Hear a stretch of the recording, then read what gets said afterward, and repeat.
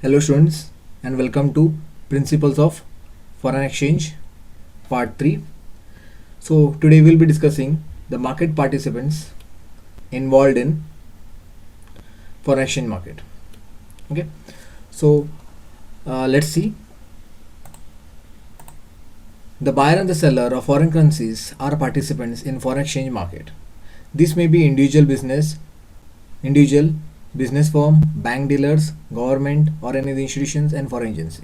Okay, so who are the market participants? The market participants are individuals, clear, business firms, bank, dealer, government institutions and any other foreign agencies. Okay, so now study in detail what are the transactions done by these participants, means which type of transactions are done. Okay, so bank, first we'll go more towards the bank engage in interbank transactions for meeting the demand of the customer or for speculative gain. Okay, why bank is involved here? Just to earn some profit, the bank is doing this interbank transactions. Okay, now if a bank buy more currency, then in contract to sell it is known as long position in that currency, and when bank buy less currency, then it contract to sell it is known as short term position. Okay, it's known as short position of the currency. In short, we can say that whenever bank buy more, it means it will hold for long position, the bank will hold for long position, and whenever bank buys less currency, it means it's known as short position on the currency. Clear? Next participant is business firms or companies. Okay, business firm which deal in import or export trading would either receive foreign currencies as a payment for the goods and services or require foreign currency to pay for the purchase of goods and services. Yeah, this is very common. Take an example of Tata Steel. Tata Steel is importing steel from foreign countries, especially from the China. Okay, so whenever they are purchasing raw material, that is steel, from the from the Chinese country or any other country, they have to pay the goods amount in their currency only, that is in foreign currency only. Okay, like that way only. If any company is selling goods to foreign country, so they are paying the amount in Indian rupees. Clear? So for that also, business firms and companies are engaged in foreign exchange market. Okay, while they are buying and selling of goods in foreign countries. So next is the central bank. The central bank, you might be knowing, central bank is the RBI, that is Reserve Bank of India. Central bank sell the foreign currency to increase its supply in the market against the domestic currencies. Yeah, clear? When the central bank sell the foreign currency, whenever there is need to increase the supply in the market against domestic currency, the central bank sell the foreign currency, or it may purchase foreign currency to absorb excess currency.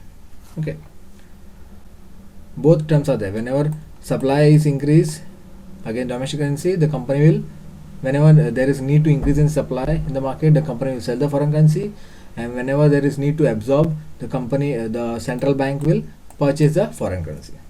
Yeah. Next as brokers.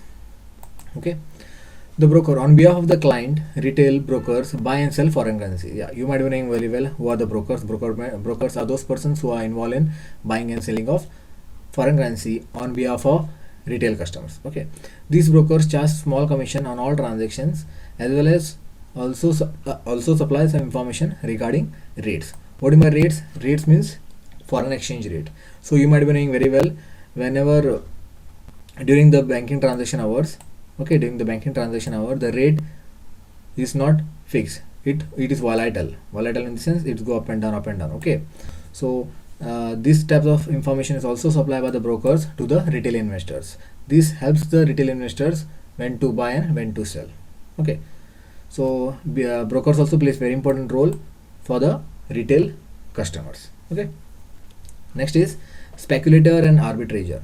Okay, this word might be new for you, speculator and arbitrator. We will study in detail about it. So who are the speculator and arbitrator?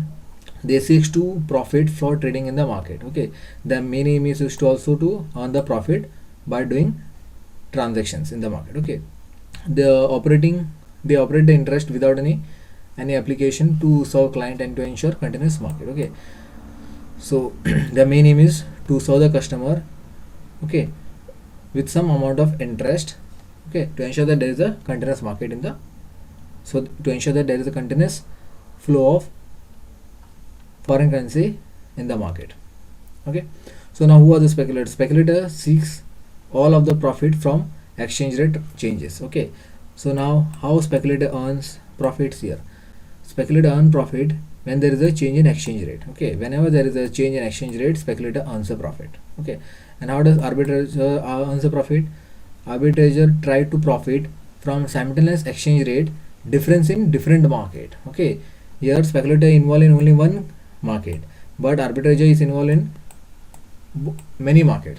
Yes, here clearly given simultaneous exchange rate difference in different market. Okay, different market means Indian market, foreign market, for example Indian market, US market, Japan market, etc. and so on. Okay, so like this way arbitrator earns the profit. Okay, one thing keep in mind, speculator earns profit only in one market, but arbitrator earns profit by difference in different market. Clear?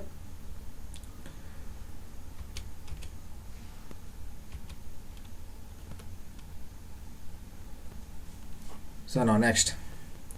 Okay, till now you have stated about market participants. So who are the market participants? Market participants are the banks. First is banks, then business firms or companies, then central bank, then brokers, then speculators and arbitrator. Okay, now let's move towards some of the history of foreign exchange market. Okay, so foreign exchange market were regulated in India by Foreign Exchange Regulation Act 1973, FERA. Okay, previously the foreign exchange market were regulated in India by Foreign Exchange Regulation Act FERA 1973, but now the whole act was replaced by the new act, that is FEMA, Foreign Exchange Management Act 1999. Okay, so though the act was implemented in 1999, but the FEMA came into force from January 1st 2000. Clear? This thing keep in mind from the point of even exam, also even from the point of a computer exams also. Okay, the foreign exchange market comes under Foreign Exchange Management Act 1999. Previously it was under Foreign Exchange Regulation Act FERA 1973. Okay, but now as the act was replaced by FEMA in 1999, the FEMA came to force from January 1st 2000. Okay, so what are the changes to be required to be done in foreign exchange market? This act does. Clear? A typical foreign exchange market functions at three level. Okay, three level it functions. First, in transaction between commercial banks and commercial customers, who are the final participants, demand and supply in foreign exchange. Okay, simple term, direct deal. Okay, what are the functions? The first function at first level is in transaction between commercial bank and customers, who are the final participants. You might be knowing very well, the bank act as a retailer who sell goods directly to the customer. Okay, so there is customers are the final participants. Okay, so here bank also does the same thing. The bank gives bank demand or supply for exchange to the financial to the customer. Okay, clear? Next is in the domestic interbank